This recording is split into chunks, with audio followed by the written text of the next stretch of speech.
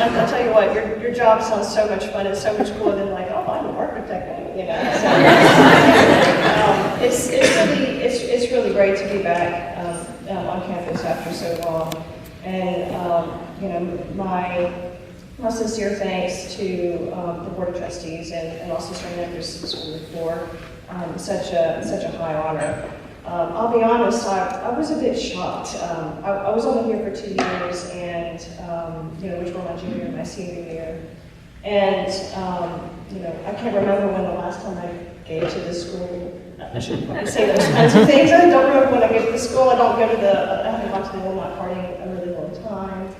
And you know, and I live on the opposite side of the planet, so you know, I'm out of sight, out of mind. So when I got the call, I was thinking, do you have, you know, the right Songcharoen or Smith? You know, my husband, Emily Smith, was also a St. Andrew's graduate, as Emily had mentioned. And you know, between our two families, we have 11 St. Andrew's graduates, if you can imagine that. So they probably built this, you know, my husband's family probably built this building, just kidding. So in our house, Emory is actually the smart one. He had a 3.89 GPA, went to Harvard. I mean, you know, I was about to hand over the phone and say, honey, I think this is for you, you know. But me, I'll be honest, I was an average student. The things that were high on my list weren't my SAT scores. It was probably my high jump or, you know, my jump shot or my herky or something like that. So as I was obviously a ball kid, I wasn't the Legos kid. The Legos came later. I was a transfer from another school in junior year, and I probably knew 2 people when I arrived. 2 more people than you did. So I was also, you know, one of the arty kids who happened to be good at sport, and probably the only one in AP studio art with a cheerleader skirt. But you know, but the diversity you find here, particularly with the personalities and the people who are multifaceted, was a draw for me. St. Andrews was tough. All of you are surrounded by a lot of smart people, a lot of overachievers.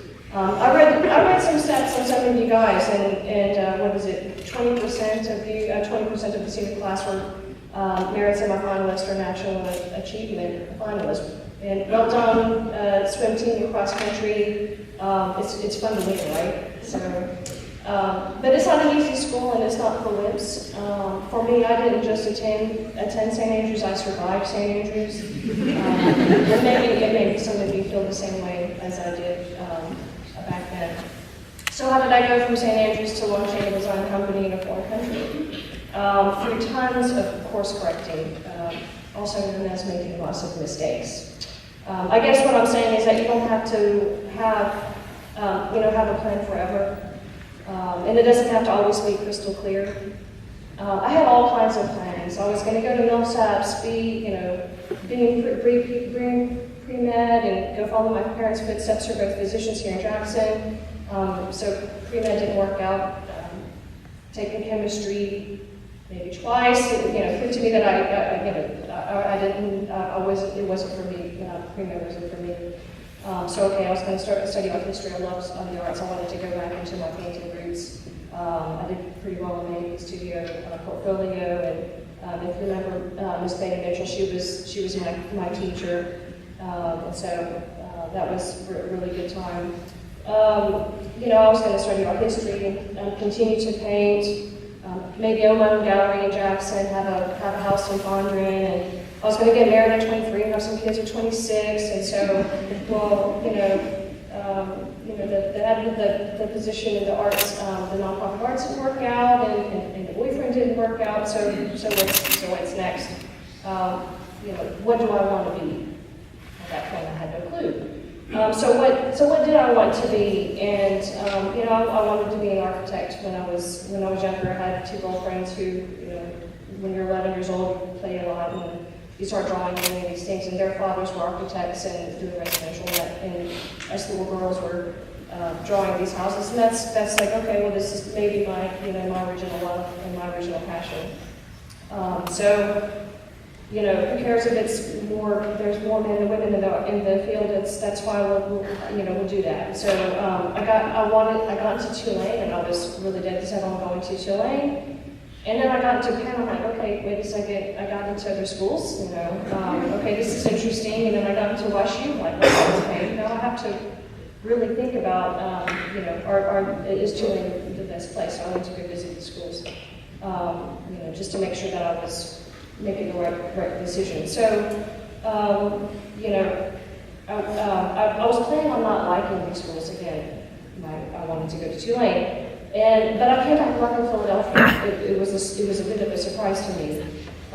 You know, it's a city. I didn't know I was actually. It could be me. A city could be me. I grew up in Madison. I grew up with horses. I was in the countryside, so you know, having being part of the city environment was something that was really such a draw.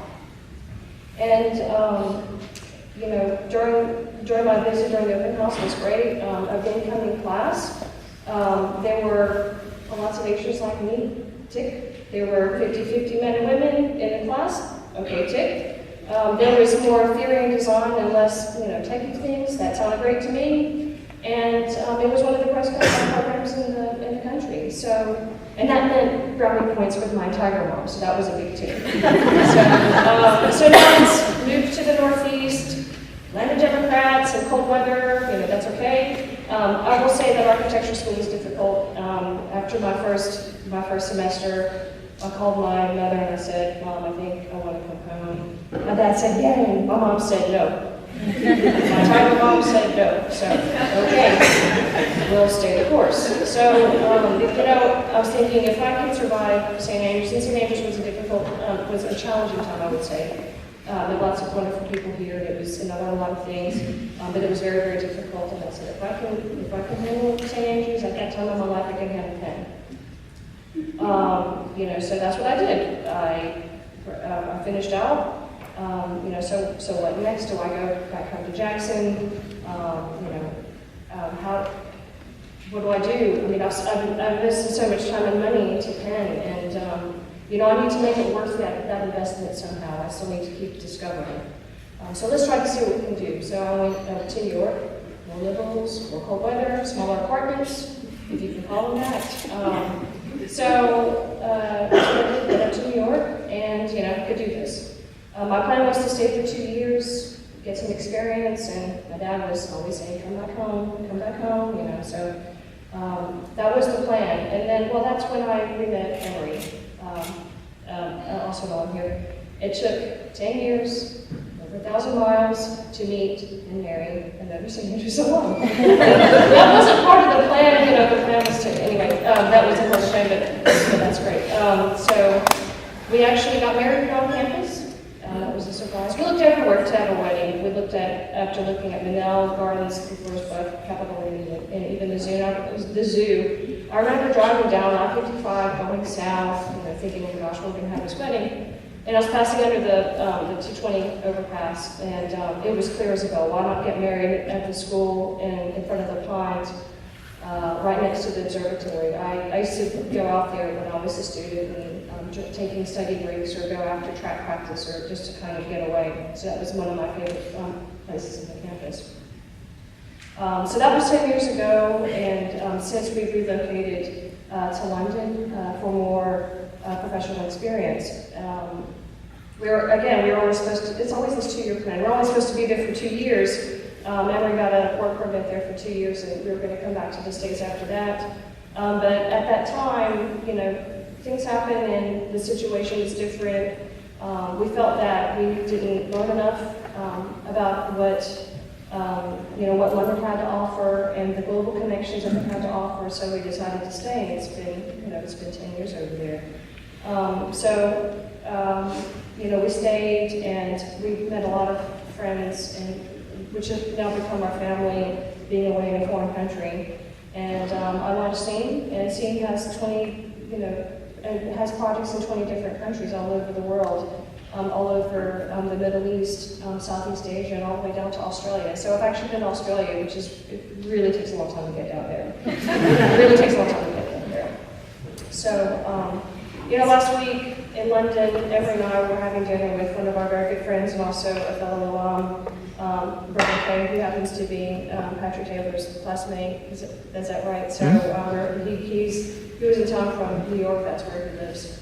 And you know, he and I crossed over in New York for about 15 years ago. So he knows about 15 years of my my dead ends and having to make up, you know, for that time and time again.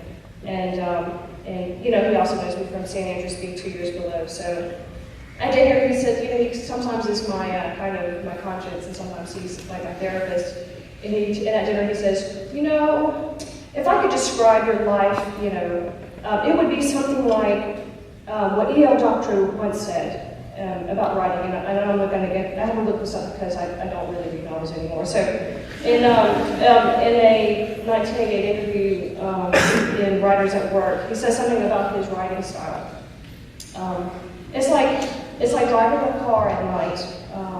You never see further than your headlights, but you can make the whole trip that way.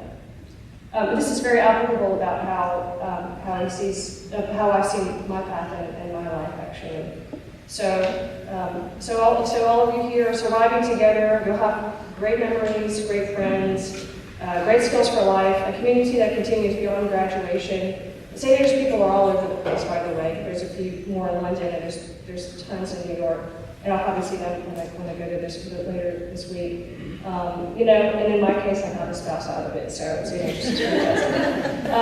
The most important things that you'll gain though are a truly independent and critical thinking, which has helped me, an appreciation for diversity and individuality, and knowing how to seek a bigger picture for yourselves. This is what I've learned here. And to me, this is what makes St. Andrews so special. With or without a plan, without a plan, keep on moving forward and keep discovering. You're a talented bunch cut from a very special cloth, which is of St. Andrews, and you owe it to yourselves to find out. Thanks.